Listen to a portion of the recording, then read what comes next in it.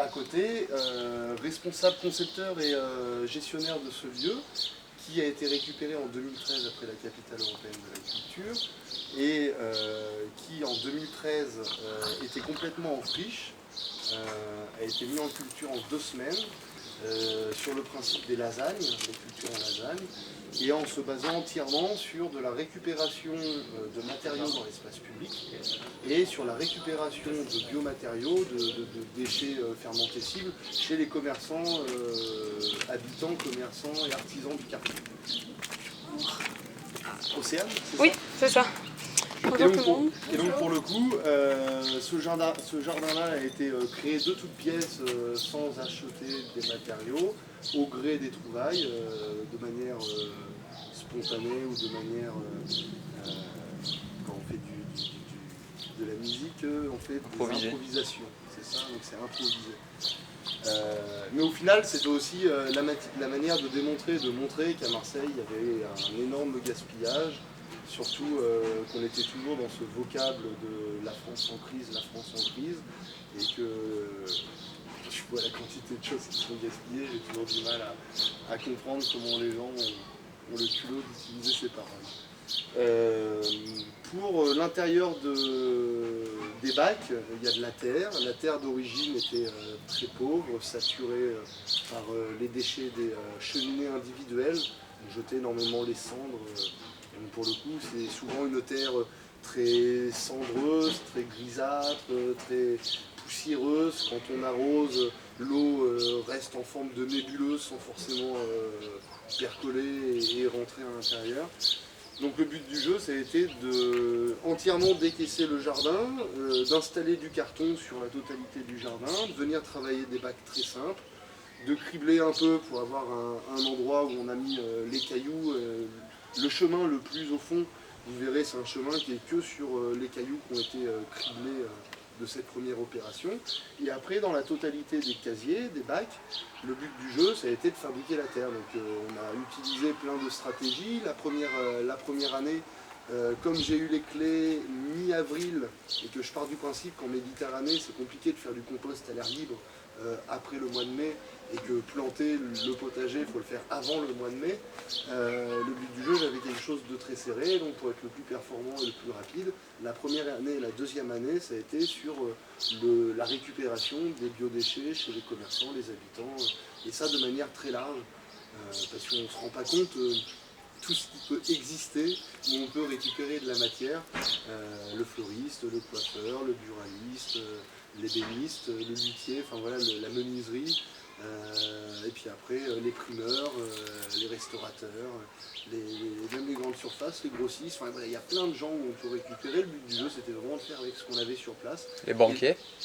Les banquiers, ouais. Comme c'était un jardin dans l'économie extrême, parce que ça faisait 1 an qu'on n'arrêtait pas de nous répéter, on n'a pas d'argent, on a 0 argent.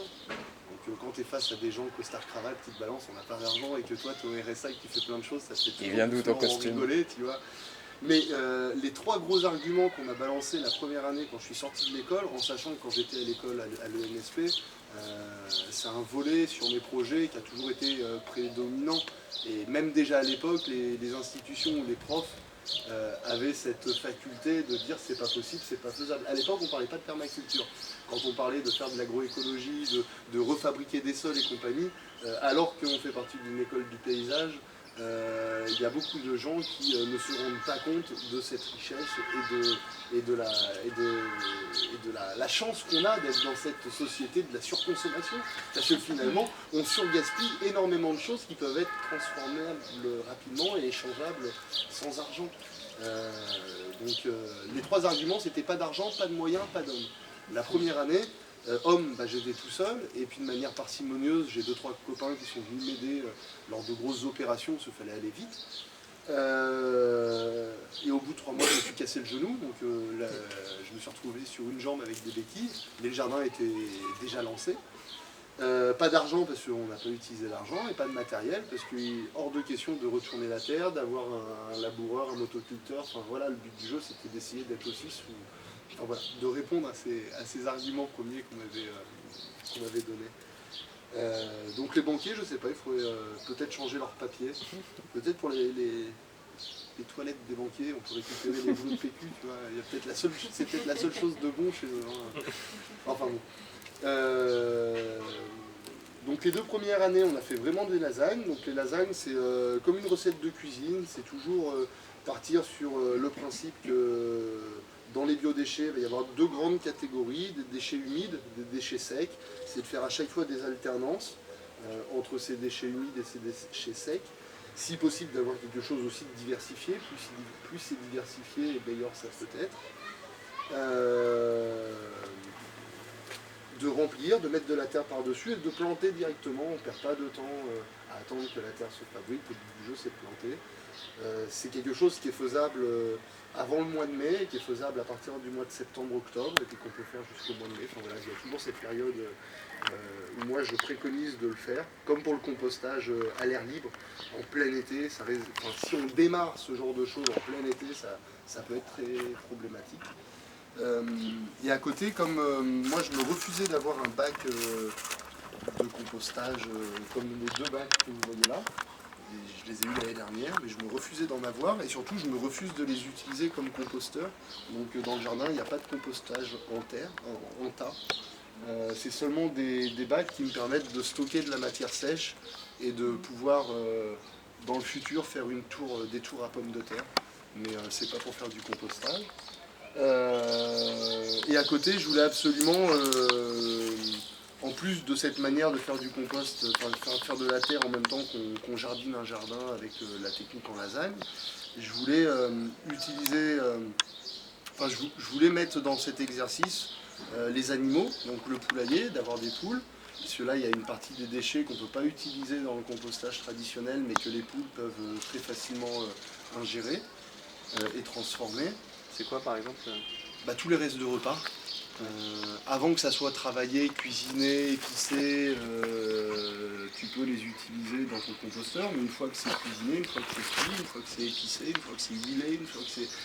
tu rajoutes des odeurs qui là sont problématiques autour des rats. Par contre pour les poules, c'est royal, elles le digèrent directement, elles le transforment en œuf et en fiente, et en plus elles le mélangent avec la terre. Donc moi je fais la même stratégie de lasagne dans mon poulailler, c'est-à-dire que je charge beaucoup en matière humide, et puis au bout d'un moment je charge beaucoup en matière sèche, des feuilles. Et puis je répète ça toute cette période de mai à septembre-octobre. Et à partir de cette période-là, la matière fabriquée dans le poulailler repart en dynamique dans le jardin. Donc c'est pour ça que la terre à certains endroits est toujours basse et à d'autres endroits est très haute. Donc à côté, on travaille aussi avec le lombricompostage, où là j'ai un problème de pucerons, je vous montrerai ça tout à l'heure. Mais comme j'ai le poulailler, tous les petits vers, je les piège dans le capot, puis je le donne aux poules, et puis j'ai une opération pour essayer de limiter les petits vers, au moins ça donne à manger aux poules. Et à côté des bactéries en fermentation, des bactéries qui sont efficaces pour le sol, donc c'est ce qu'on appelle la technique du bokashi. C'est une poubelle fermée, entièrement fermée, où vous allez mettre, là pour le coup on peut mettre les déchets avant repas, non transformés, mais on peut mettre aussi tous les déchets transformés, et tu peux même aller plus loin. Tu peux mettre de la viande, tu peux mettre du poisson, tu peux mettre des petits os, tu peux mettre du fromage, tu peux mettre des agrumes, voilà, tu peux mettre tout ça dedans. Et à chaque fois que tu jettes de la matière cuisine, de la matière déchets, biodéchets, tu vas ensemencer avec un son que tu achètes, qui est enrichi en bio, c'est ce qu'on appelle des micro-organismes efficaces, c'est enrichi en une trentaine de classes de bactéries différentes, et donc pour éviter de... je vous le montrerai, ça fait 3 mois qu'il est dans la poubelle, vous verrez que contrairement à quelque chose que j'aurais fait dans une autre poubelle avec rien du tout, il y aurait eu toute la diversité des mauvaises bactéries qui se seraient proliférées, il y aurait eu plein de moisissures de couleurs différentes et variées. Là vous verrez, il n'y a pas de moisissure et vous avez une odeur qui ressemble au kéfir, parce que c'est des bactéries qui acidifient et donc il y a vraiment cette odeur qui rappelle le kéfir. Voilà, il y a plusieurs tests comme ça, et autour des lasagnes et autour des choses qu'on pouvait lire dans les livres, moi je me suis toujours refusé la réponse simple que les agrumes c'était pas compostable.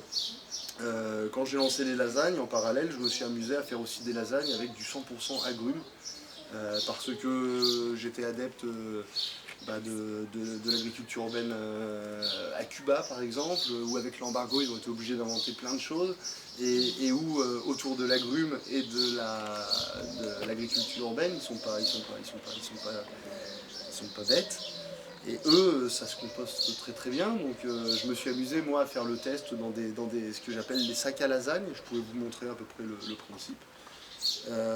Où je me suis amusé à faire que du compostage avec des agrumes, plantés avec des plantes qui aiment l'acidité, donc le fenouil, le framboisier, la fraise, enfin il y a des plantes comme ça qui aiment bien l'acidité. Et je me suis rendu compte qu'en 2 mois et demi, 3 mois, tout était super bien transformé. Alors pour aller un peu plus loin et pour bien faire comprendre aux gens, c'est que des techniques de compostage, il en existe plein, et que grosso modo, suivant les ingrédients que vous allez mettre dans vos composts, vous allez familiariser des micro-organismes vraiment interdépendants avec vous, votre rythme, votre consommation, ce que vous utilisez, ce que vous jetez. Et donc pour le coup, ça peut facilement se comprendre quand on sait la teneur en acidité des pelures d'orange, que je sais pas, une famille de 4 personnes qui ne mangent pas d'orange, on leur offre à Noël un presse-agrumes automatique, la révolution de l'année, ils deviennent consommateurs, ils achètent 4 kilos d'orange toutes les semaines, et bah forcément le composteur qui était habitué à un certain pH, à un certain équilibre, à quelque chose de bien particulier, pour lui c'est super traumatisant. Et donc je conseille toujours aux gens, lorsqu'ils vont faire du compostage, de bien faire la différence avec des choses acides, où là vous pouvez le faire en compostage et vous restez dans un schéma plutôt acide, et puis d'autres choses qui vont être plutôt neutres, et là vous pouvez, enfin voilà, de ne pas mélanger les choses parce que c'est très traumatisant. Pour les Marseillais, je ne sais pas si vous avez déjà entendu parler de la pollution de l'étang de Berre. L'eau c'est la vie, le sel un peu moins, c'est limitant, c'est un peu comme l'acidité avec le sol, ou le calcaire. Parce que le calcaire à l'inverse c'est pareil, quand il y en a trop c'est pas forcément bon pour certaines plantes. Et donc pour le coup, quand vous avez une usine EDF qui décide de balancer une grosse partie des eaux de la Durance dans un bassin qui était habitué à récupérer des petits pipis de chat, forcément on modifie le pH, on modifie la teneur en salinité, on modifie plein de choses, et donc dans des milieux qui sont équilibrés et qui sont assujettis à des déséquilibres très simples, quand on change un facteur, on crée des pollutions très fortes et difficiles à gérer. Enfin voilà. J'ai une question, je peux poser une question? Ah oui, carrément, carrément. Un peu plus générale sur la finalité du jardin en fait. C'est un jardin qui va servir à expérimenter, sensibiliser, alimenter. Bonjour. Vous l'avez. Bonjour. Alors c'est un jardin qui a servi à expérimenter, qui sert toujours à expérimenter. D'accord. Celui-là, il est vraiment dans le cadre de l'expérimentation. Sensibiliser, oui. On en parlait tout à l'heure avec le monsieur d'Europe Écologie Les Verts. J'ai récupéré en 2013, 2014, on allait faire avec plusieurs camarades de d'autres associations, on allait faire un tour de tous les politiques qui bridaient un poste à la mairie centrale, pour justement leur émettre cette possibilité qu'après la capitale européenne de la culture, il y avait la possibilité de mettre Marseille réellement en culture et de travailler autour d'une nouvelle manière de voir les déchets, de valoriser des dents creuses, des friches, des espaces abandonnés dans la ville, et de mettre en place des unités fertiles, des lieux comme ça, capables de générer citoyennement de la terre fertile et un peu de... Enfin voilà, donc ça a été fait en 2014. Ça a porté ses fruits, cette sensibilisation Ça a porté ses fruits. Il y a eu, à cette époque-là, il y a eu beaucoup de présentations, et principalement avec Front de Gauche. Écologie Les Verts, à l'époque, ils étaient scindés en 3 partis, c'était parti en cacahuète à Marseille, donc ils étaient dans 3, enfin voilà, ils s'étaient cassés en 3 groupes. Il n'y a que Front de Gauche qui ont joué le jeu, qui ont été partisans, qui sont venus soutenir, parce que par la suite, dès que Gaudin est revenu, c'est là qu'on a perdu plusieurs espaces. Il y avait eu le square Michel Lévy, où on avait fait la première ZAD française d'hypercentre. Mais on ne l'a pas tenu longtemps, on a dû la tenir 1 semaine, 2 semaines. 3 semaines. 3 semaines. Allez. On a eu de la chance. C'était le jardin. Le square Michel Lévy, qui est derrière la rue de Lodi, qui aujourd'hui aujourd'hui maintenant une résidence immobilière. Et l'endroit du jardin, ils ont complètement tout saccagé. Donc ça, voilà. Après, il y a eu le square, il y a eu l'îlot Chanterelle, où là, il y avait 1 hectare d'eux. Et là, alors là, c'était même pas une semaine, on a dû tenir 2 jours. On s'est fait jarter comme des malpropres. Et il y a même eu du sang versé. Donc c'était assez affreux. C'était occupé sans autorisation à la base ou il y avait quand même... Alors généralement les ZAD elles sont sans autorisation. Ah oui, c'est une ZAD, ouais. Surtout que là pour l'îlot Chanterelle, pour les deux, les arbres ont été des supports. Mais pour l'autre c'était vendu à Eiffage, donc grosse boîte avec grosses équipes de Securitas, donc facile, enfin voilà, ils ont pas mis longtemps. Et surtout que d'une manière ou d'une autre, nous on avait pris le parti pris de protéger cet endroit parce qu'il avait été donné par un groupe de bonnes sœurs qui avait marqué dans une clause particulière du testament qu'elle l'offrait, elle le donnait gracieusement, elle le donnait à la ville, mais de ne pas en faire une construction. Et on voit comment la parole a été tenue. Donc pour le coup, après ça avait abouti avec Filière Paysanne, on a fait toute une campagne autour de la protection des terres agricoles, et donc Filière Paysanne, lui, a continué son bon bout de chemin. Et moi de mon côté, on a propagé cette logique de faire des lasagnes à plein d'endroits, auprès d'associations, d'institutions. On a réfléchi et élaboré la stratégie d'installation de l'aire de compostage des allées Gambetta, et avec cette invitation d'en mettre à d'autres endroits, mais pour le moment on est bloqué toujours par cette ville. On leur a demandé de réfléchir sur la mise à disposition d'autres lieux pour les mettre en culture, pour avoir des antennes de proximité pour les quartiers où les gens puissent ramener leurs biomatériaux. Et chaque année, l'endroit ouvre à peu près ses portes 4 fois, 5 fois, suivant la porte ouverte annuelle qui dure 2 jours, ou suivant la tournée du compost au jardin, où on a une au printemps, une en automne, et la semaine de réduction des déchets, européenne de réduction des déchets. Et pour les convaincre justement d'utiliser ces espaces pour des potagers, comment vous avez présenté les choses? Parce que j'imagine que ça serait bien, soit par exemple... suivant les espaces, c'est jamais pareil parce qu'on n'a jamais les mêmes interlocuteurs. Par exemple, pour le jardin de la Rotonde, c'est les habitants sur place et en même temps des gens qui récupéraient le panier AMAP de la MAP Rotonde qui livrait à l'époque sur la Rotonde. Qui m'ont contacté, on a monté un projet, on allait voir la mairie de secteur, c'était la mairie de secteur. Ils étaient 20, enfin moi j'étais 10 pour cette réunion. Avec le jardin de la Rotonde, non, on n'était que 2, la présidente des AMAP et moi, on n'était que 2. Et heureusement que j'y suis allé parce que ce qui était assez rigolo, c'est moi entrer avec les techniciens de la ville, mairie centrale, avant la réunion je téléphone à mon contact pour être sûr d'avoir les bons interlocuteurs et d'être persuadé de savoir si la mairie centrale avait quelque chose à voir avec ce lieu. Donc la bonne confirmation, la personne a bien fait son travail, et quand je suis arrivé avec la présidente des paniers de la Rotonde, la première chose qu'on nous a dit c'est on n'est pas responsable, c'est pas nous, on ne peut pas vous parler. Enfin voilà, c'est pas nous. Et donc au bout d'un moment, il a fallu un petit peu taper du poing sur la table pour leur dire vous prenez votre téléphone, vous confirmez, parce que moi je peux j'en suis persuadé, on va pas partir, on va pas encore perdre du temps. Vous êtes en train de me dire que c'est pas vous, et je suis sûr que c'est vous, donc vous prenez votre téléphone.